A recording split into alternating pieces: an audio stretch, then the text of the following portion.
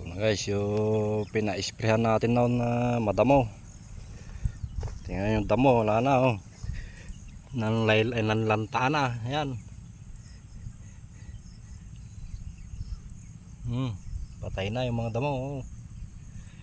Sinasabi nilang makaka-apekto daw sa palay. Ayan, tayo pa rin yung palay. Masama daw yung halo-halo. Naniniwala kasi sa technician eh. Ang technician hindi magbubukid yan, nagtitimpla lang gamot yan. Tayo ang alam kung ano epekto ng gamot. Technician nagtitimpla lang ng gamot yan. Yan o. O di nalanta yung damo. Pero yung palay hindi tinalaban. Yan o. Sabi ko nga, nagsaka ako eh, hinahalo ko na yun eh.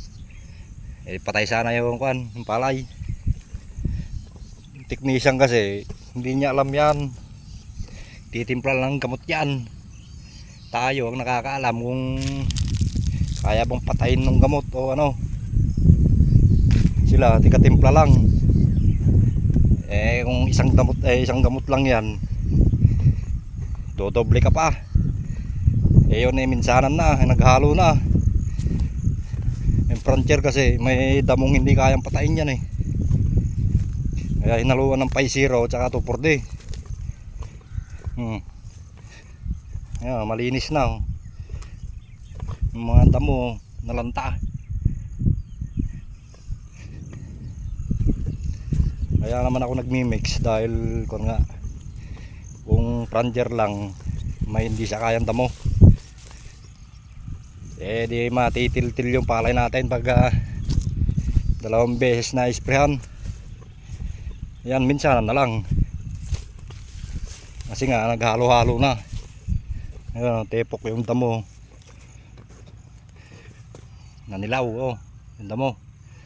Pero palay hindi kunyan kasi wag mo lang lalagyan ng clear out, lagas yan. Pag yung pandamo talaga na para sa palay, hindi yan makaka-apekto. Apekto lang yan kung 3 ulit mo bubombahan. Pag minsan wala. Oh, sabing makaka-apekto yung 3 klaseng gamot. Ayan oh, hindi nasunog na sana. Wala naman.